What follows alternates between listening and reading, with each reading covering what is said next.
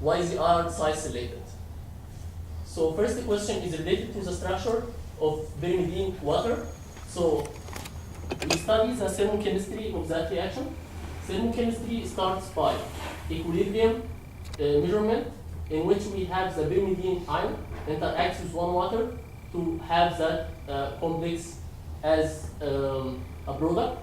So to get the Van Hoff plot, we need to first make sure that we have equilibrium established. So to make sure that we have equilibrium established, we need to check the arrival time distribution, which in turn it tells us about the residence time. If they are there at the same time, so this means that they are in equilibrium. So after we having this equilibrium constant, we can measure it at different temperature, and using Van Hoff plot, we can get a delta H from the slope and delta S from the intercept. So we extend that study to have the protonated pyrimidine this time. So protonated pyrimidine does the same thing.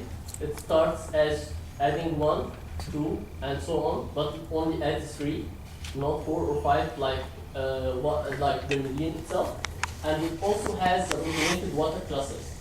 So we have still these two products, but here the question is a little bit answered by having the interaction mainly would go to the proton, because if you check the charge distribution, you would see that most of the charge on that hydrogen here, so mainly the interaction is expected to be here.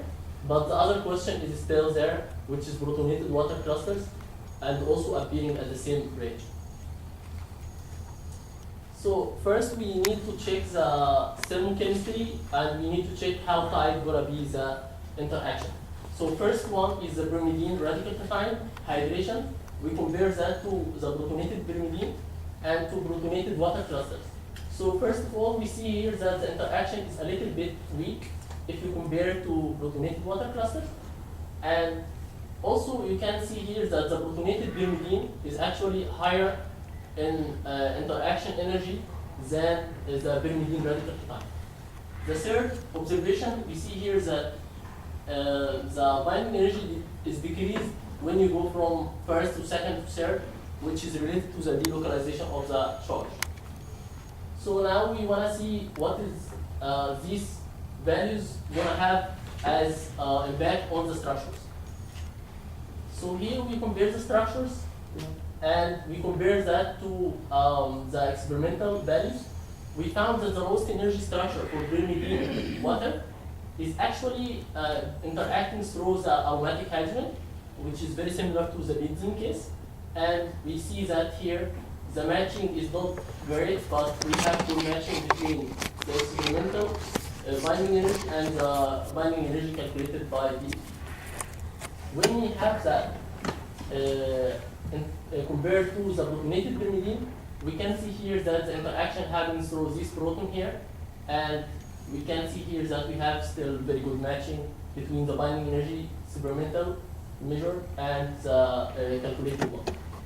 We can see here the same behavior, that the second one is actually interacting with the first rather than going to the pyrimidine itself, and this happens again in the protonated pyrimidine. So when we extended that to all the experimental steps that we have, we found that here that the third is actually showing internal hydration, but when we go to the fourth, we see like very nice structure here, that very similar to the neutral water clusters. When four water interacting together, they have similar structure to that. While in case of the three water to the protonated pyrimidine, we can see here that they are forming this structure. So water is interacting by itself to each other rather than going to the protonated pyrimidine. So this can tell us that the binding energy of water molecules to the protonated pyrimidine is actually higher than the corresponding values to the pyrimidine radical cation. So from here, we can compare that to the benzene and to water clusters. So this value here is for the neutral water clusters. We can see here that it's very weak. So we have 4 kilocalorie only. Once we have ionized protonated water clusters, we can see here that it's just 32 kilocalorie. And our two cases of pyrimidine and protonated pyrimidine show that the interaction in case of pyrimidine is actually very similar to the benzene case, which has binding energy of 9 kilocalorie, and the interaction happens through the aromatic hydrogen bonds. So now we need to answer the other question of why we see the protonated water clusters. We can attribute that to the dissociative proton transfer reaction, in which we can see here that pyrimidine water cluster, once it adds one more water, it actually break up in this form. So for this reaction to happen, we need to see the products would have higher stability than the reactants, so this is going to be energetically feasible. This only happens experimentally at n equal or more than 4. So what exactly happens is when we check the 4 structure, we can see here that this is a protonated, this is a pyrimidine radical cation interacting with 4 water molecules. We can see here that there is a break of the bond here, and it ends up to have like that. So we have pyrimidine radical, and we have protonated water cluster. So why this happens at 4? So the answer is going to be the proton affinity. Proton affinity is the energy released when a molecule binds to a specific proton. So here, you can see here that first water is actually having 167 kilocalorie as binding energy, as proton affinity. So if one water bound to one hydrogen, this is the energy that gonna be released. This energy will increase from 1 to 2 to 3 to 4. So if we compare that to the radical that results in here, you would see that only 4 water molecules are able to overcome the 206 proton affinity of that radical C4H3N2. So this reaction will be only feasible when we have 4 water molecules. So while this happens again in case of protonated pyrimidine, you would see here that the pyrimidine radical cation or pyrimidine radical would have proton affinity of 212, which is still lower than 4 water molecules. So again, 4 water molecules are required to abstract that hydrogen. So we extended that structure study to have the methanol and acetonitrile. So in case of methanol, we see very similar behavior. So we start from pyrimidine protonated species, and it adds 1 methanol at room temperature, and it continues like that to 3. But the interesting thing is that here we see the protonated methanol cluster, but they have it at 3, not 4 like water. And when we extend that to methanol, to acetonitrile, we don't see even any protonated methanol, any protonated acetonitrile clusters at all. So why is it happens at 3 in case of methanol, and why it does not happen at all at case of acetonitrile? So before we go to that, we want to see like what gonna be the comparison of water interacting with protonated pyrimidine versus methanol versus acetonitrile. So you would see here that the interaction strength is actually increasing from water to methanol to acetonitrile. And the reason for that is again the proton affinity, because all are interacting with a proton here. So water has lower proton affinity than methanol, than acetonitrile, so the hydrogen bonding strength gonna increase from water to methanol to acetonitrile. So now we wanna answer that question of methanol and acetonitrile, why it happens at 3 at methanol, and why it does not happen at all in case of acetonitrile. So if we compare the same reaction here, you would see that this happens at 4 in case of water and at 3 in case of methanol. So to answer that question, we can compare the proton affinity of water clusters to that of methanol. We see that methanol cluster can overcome that barrier of proton affinity of pyrimidine at 3 rather than 4 in case of water. So here, it makes the 3 methanol cluster is actually energetically feasible to take that hydrogen from the protonated pyrimidine. So the other question is about why acetonitrile does not work the same way. So we go to the theory and we compare the three structures together. So this is the protonated benzene water. We see here that the trimer with water is actually interacting with itself.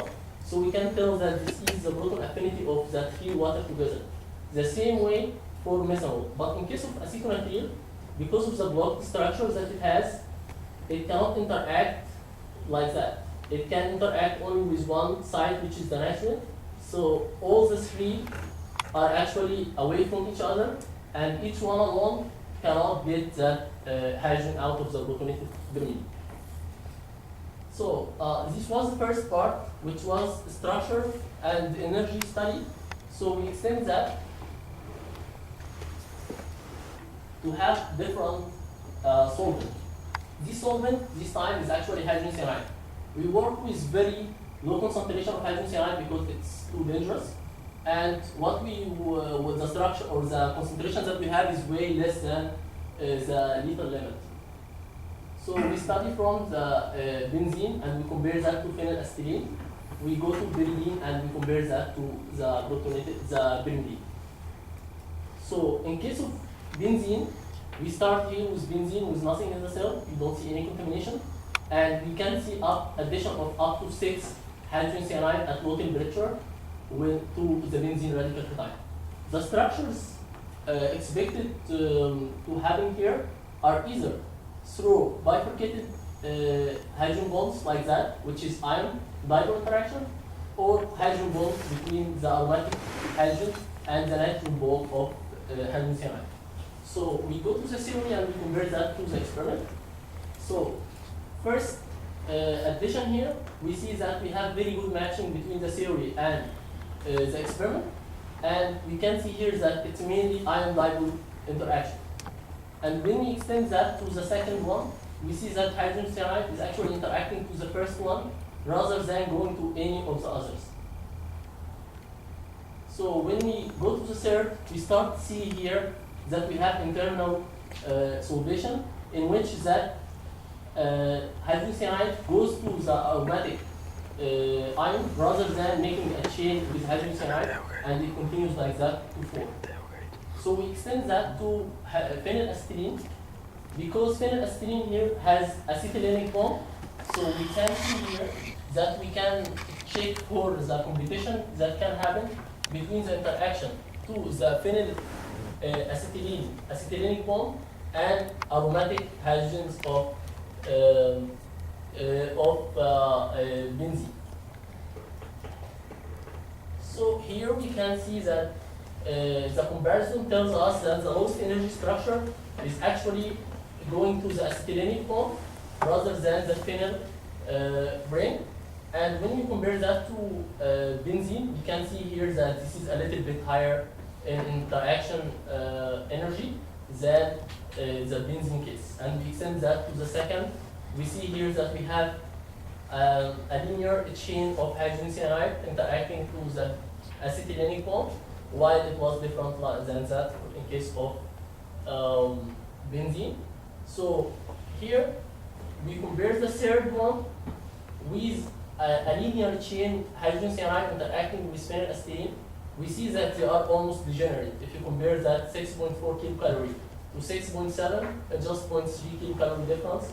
And we can see here that it has more tendency to form linear chain of hydrogen cyanide. And this tendency continues to form, but this one here is actually higher in energy than the lowest energy structure by 1 kilocalorie. So we extend such study to have the nitrogen containing hydrocarbons. So we went to pyridine and we investigated the pyridine interaction with hydrogen cyanide, and we see here up to 5 additions at very low temperature before hydrogen cyanide freezes. And we expect 2 modes of interaction. First one is between the nitrogen of pyridine and